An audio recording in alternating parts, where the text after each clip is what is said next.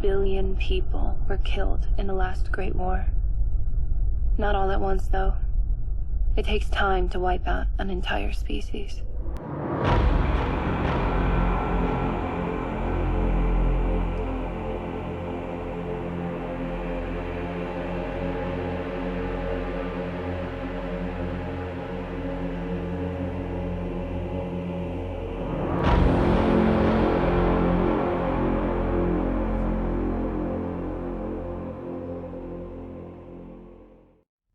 This is Mike Adams from Pandemic.News with an important set of predictions and updates on the coronavirus outbreak. First of all, just as predicted, now that the labs have begun to test in America, we're starting to see many new cases confirmed in New York, in Chicago. There are 15 U.S. states now that have coronavirus infections confirmed. Of course, it's killed at least 6 people in Washington. You may recall 4 weeks ago, I told you that Seattle had an outbreak that was already known by government agencies, i.e. Homeland Security and the CDC. They covered it up. They tried to just shut down testing. The CDC succeeded in shutting down testing for about 4 weeks. And during that time, the virus exploded all across America. So right now, today, there are approaching 10,000 infections in America. The virus is right now spreading on domestic commercial flights. All of us who are telling the truth about this, who have been 100% accurate from day one, we are being censored, smeared, deplatformed, all the usual things, but now doubled because there is an effort to hide the truth, to bury the numbers, and just yesterday, the CDC pulled from its website the statistic that showed the number of Americans who have been tested by the CDC. We've now entered the rule by secrecy phase of the cover-up, where the CDC is actively deleting data to deceive the American people and withhold from America the truth about who's tested and perhaps even about the number of infections that are confirmed or even the number of deaths that occur. Now, fortunately, at the moment, we're getting accurate information from the state governments. So we see the governor of New York State come out and issue a press conference and a statement. We've got the governor of Washington State that has issued statements, and the governor of California has taken action. There are governors of cities and counties that have declared emergencies. I saw a press release from Santa Clara County, a public health official, that was really the most enlightened and accurate press release I've seen yet from any official. So it seems like the more local you get, the smaller the government is, the more honest it becomes. But the more national you get, the more dishonest it is, to the point where you have the Surgeon General now saying, don't buy masks, people. And then he says, masks don't work, and we need them at the hospitals. So if they don't work, why do you need them at the hospitals, Mr. Surgeon General? You see, we've entered also what I call the idiocracy phase, where the level of incompetence at the federal level, at the top of the government, is so high now that it's questionable whether we as a society even have the functional intelligence to deal with this. I think we don't.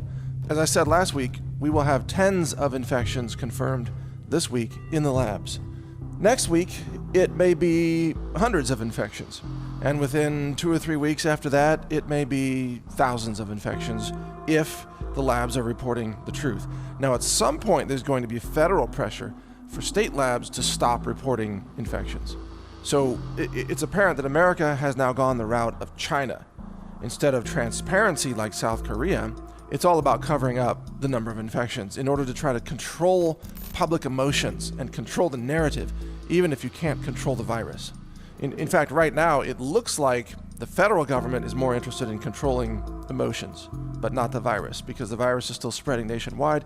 You've got doctors in TV interviews now screaming about how they can't get anybody tested. The testing is still not being done on a large enough basis to stop this. And so this is spreading right now by design across America.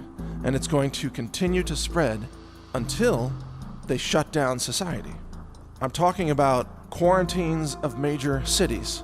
I'm talking about a declaration of medical martial law in one way or another. Well, it'll be called a national emergency.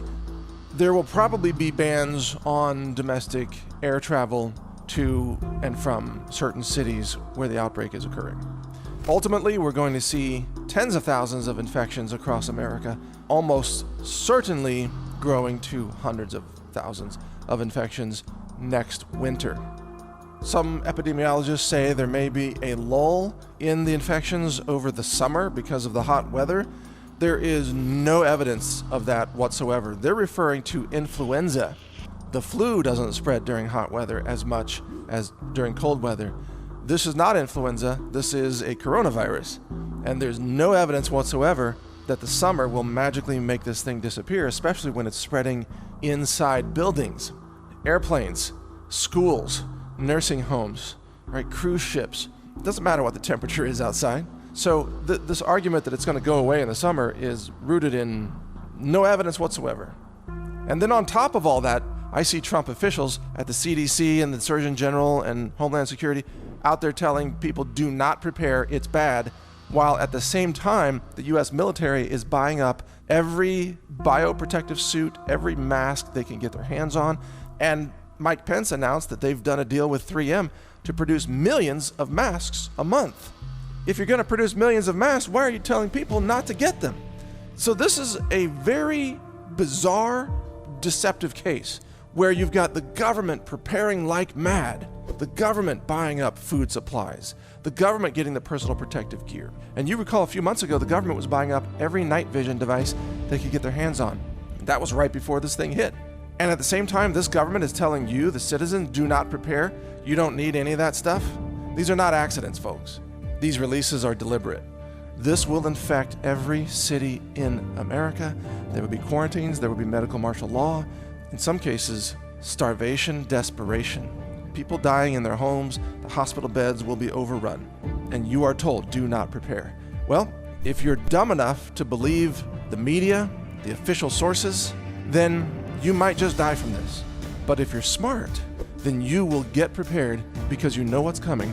And when you are forced into quarantine in your home or apartment for 30 days or longer, you won't die because you've got food and supplies, and you've got maybe povidone iodine, isopropyl alcohol, chlorine dioxide, all these different molecules and chemicals that can be used to sanitize surfaces.